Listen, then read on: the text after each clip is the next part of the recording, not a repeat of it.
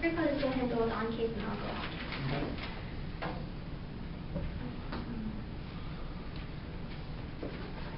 Okay, so I'd like to thank the judge for being here today and our wonderful audience, and our opposition, thank you for giving us this round, and my opponent for helping me to come up with the argument. So I pretty much agree with their definition of the resolution. It's a pretty fair one, and their criterion is really good too.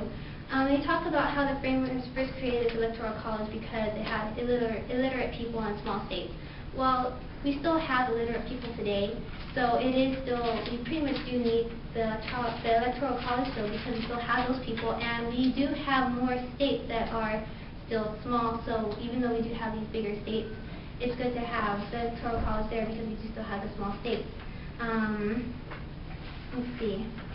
The thing is hurting the election because of misrepresentation, and if you look to the history of the electoral college, we've had about 54 elections in total, and the electoral college has only failed 3 times, so that's roughly about 5%. So obviously, nothing really, I mean, it's not that bad as the opposition is making it, or the government is making it out to be.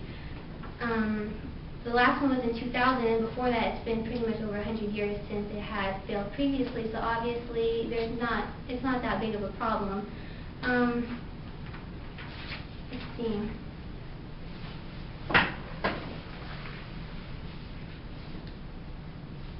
I'm saying that one thing is that because we have these huge states, it kind of makes it hard to distribute or whatnot the votes, and that pretty much the people who are running for president are getting unfair because while they might win popular vote, the electoral college, even though it's less, that still gives them a bigger advantage, and they use the example of the Bush and the Gore election for that.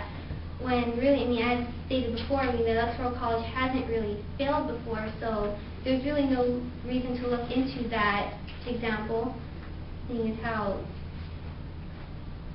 it's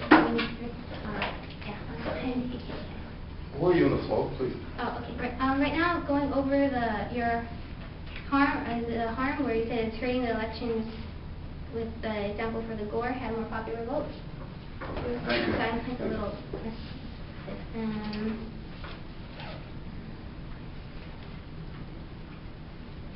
See, I'll just go ahead and go on to the harms about how they say it decreases the democratic process and how it decreases, it discourages people from voting because they pretty much feel like their voice isn't heard.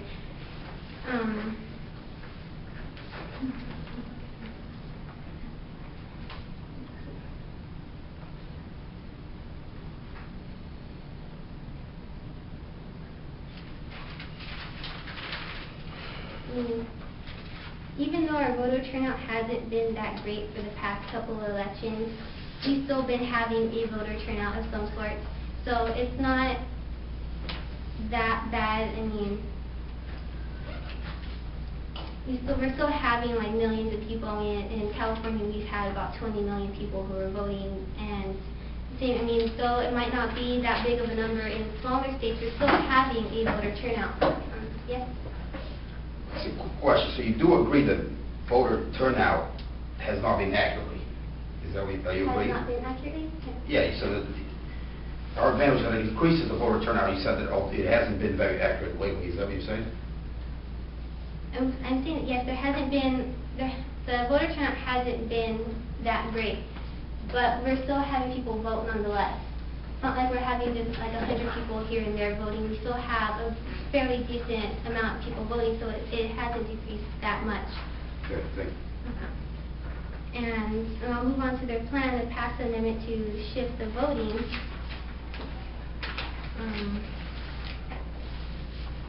Now each district will have its own vote. I mean, that's pretty much kind of like the same thing that the electoral college has. I mean, giving each district just one vote. That's still not giving every single person a fair opportunity to get their voice out there because it's still one district. You still have a district full of hundreds of people, or however big the district they want it to be. They haven't stated how big each district is going to be. Let's see, go on to their solvency increase process. You're saying that the increased process will help motivate people to vote. People will probably still get discouraged because not a lot of them are really aware of what's going on in politics today, and even if you have the president's campaigning a lot, they still, I mean, campaigning has been on TV this past election. It's all over the place, internet. People are going to see it eventually, but if that doesn't help them to at least go out there to vote, then I really don't know what else will. So, I mean, even if we do this whole, each district gets their own vote, that probably won't change anything because people still need to be able to learn about who they're going to be voting for. Now I'll just go on, I guess, the off case with our, like, pretty much like the harms for their plan and why it would be bad. So there's like the disadvantages to it. One, that there'd be a state hegemony. Basically, the link for that is that their plan turns things over to popular vote, and their internal link for that is that candidates will have to focus more on the populous states. They'll have to go to places like California or Chicago or New York and all that, and they'll be focusing primarily at those states. So that's not giving the lower states, like, an opportunity to be able to at least hear more information, or at least see personally, or at least in public, the candidate that they want to vote for. Can you repeat your tagline for state hegemony? State? State hegemony. And the brief to that is that currently the candidates are having to campaign in many states. I mean, for a couple of examples for states that are not very populous but are still primarily important are Colorado, Virginia, and Ohio. I mean, they might not have as many people as California, but still the candidates have to focus on those 3 states because they're still huge in this election. So by going with their plan, it's pretty much making the candidates go to all these bigger states and just ignoring all these smaller states like Chicago, like Colorado, Ohio, and Virginia. The impact of that is that states like California, Texas, Illinois, and their issues will be more important than all these other smaller states. And we need to make sure that we keep it fair. Let's see. Also, this is people in populated states will be able to dictate the power and be able to distribute or pretty much have a bigger say on what's going on. And it takes away powers from all these other smaller states. And that pretty much gives all these other smaller states an unfair disadvantage because they're not going to be able to get their voices heard as much. Another one is legal challenges. The link is that the case puts